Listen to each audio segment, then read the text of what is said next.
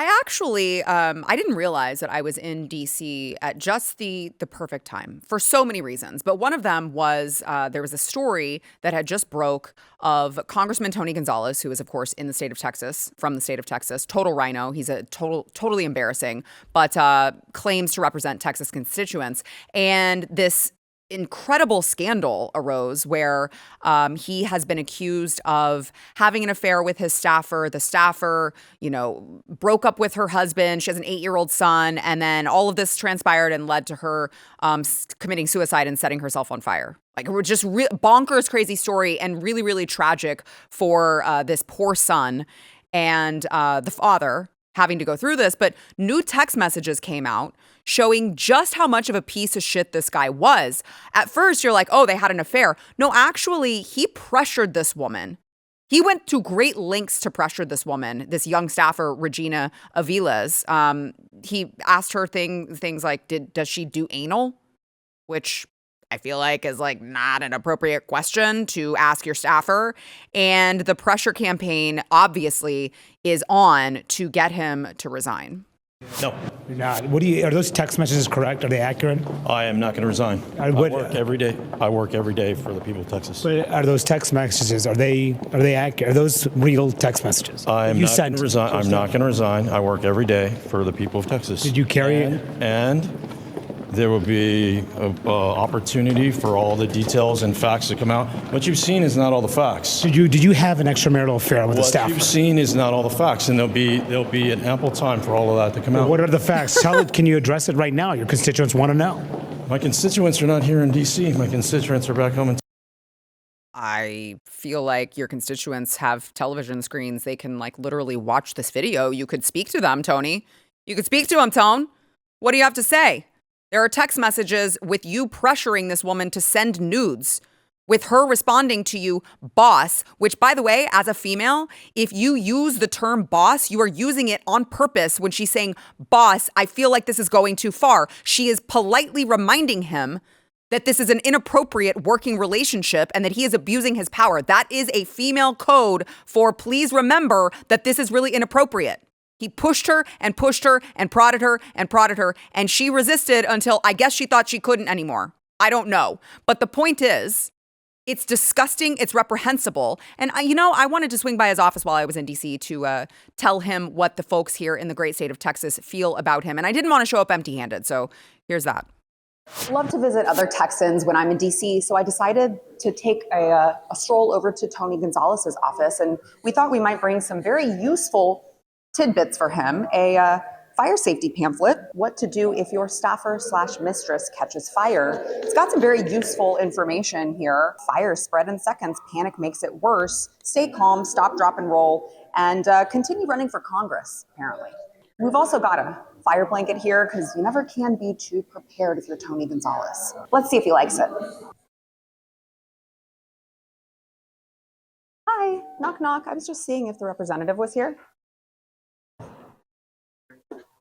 Yeah, actually, there is. I just wanted to leave a, considering he's probably not going to stop being a real piece of shit and sexually harassing his staffers and driving them to set themselves on fire, I thought I would bring him a fire safety pamphlet.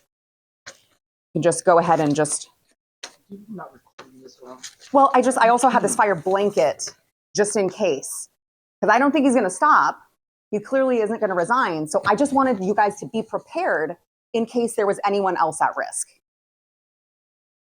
Does he ask everyone if they do anal? Is that like a interview question that he asks, or was it just Regina? From you, and we appreciate you.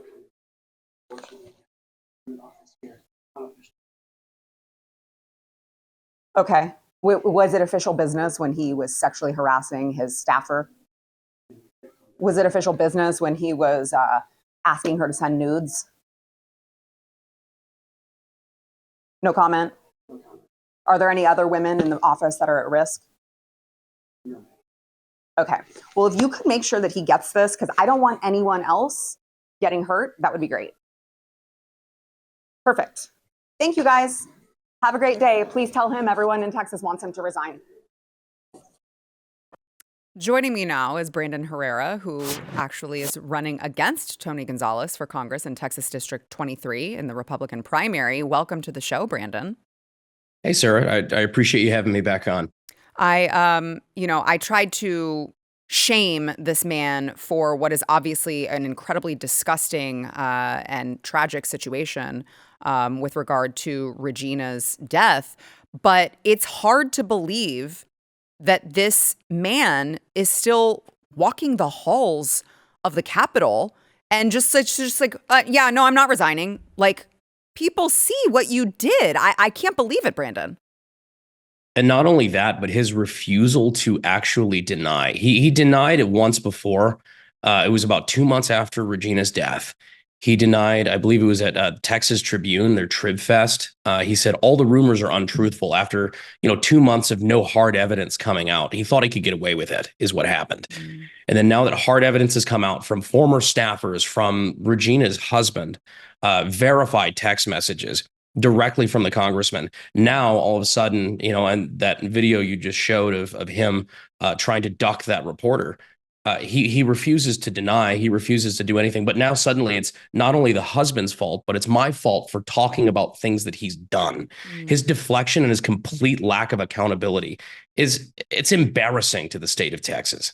Yeah, it really is. And the thing is, Brandon, he was an embarrassment to the state of Texas before this scandal broke, just by way of his, all of his votes. He's clearly a RINO. I mean, I could go on and on about what a terrible person he is. I've heard rumors, and I won't make you speak to them because I don't want to put you on the spot, but I've heard so many rumors about the way that his family operates in the district and that they're like this mafia mechanism.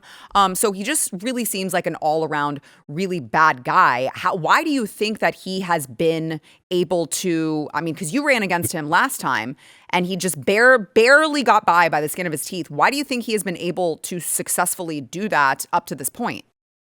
Well, so my problem with Tony last cycle, and really the reason I jumped back into the race this cycle, was my problem with him was entirely his voting record. Yeah. It was entirely the fact that he voted against the Second Amendment. He voted with Democrats, Joe Biden and Nancy Pelosi on gun control bills. He voted against sensible border policy.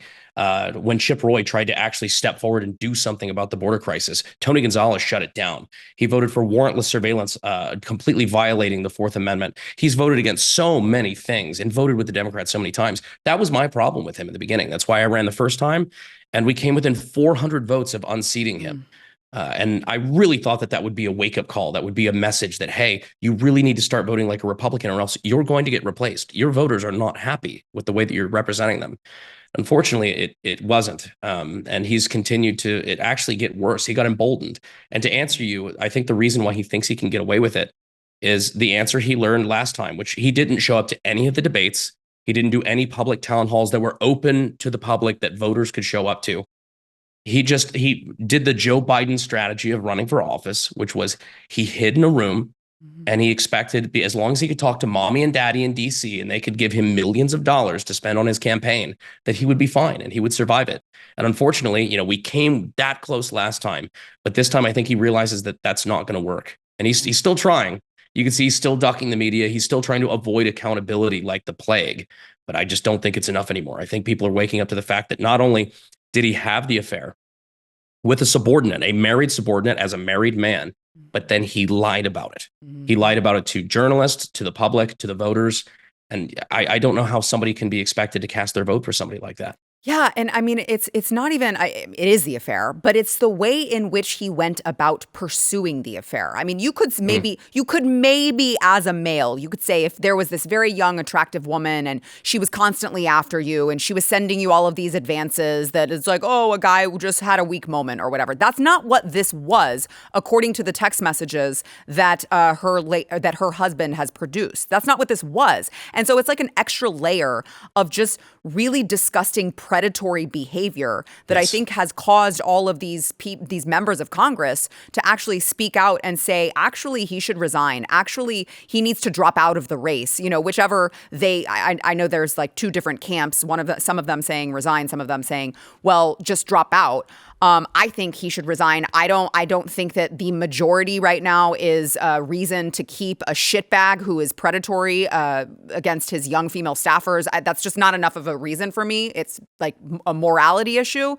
But I mean, you have members of Congress who are now calling for him to drop out, and they are endorsing you because they are done with him.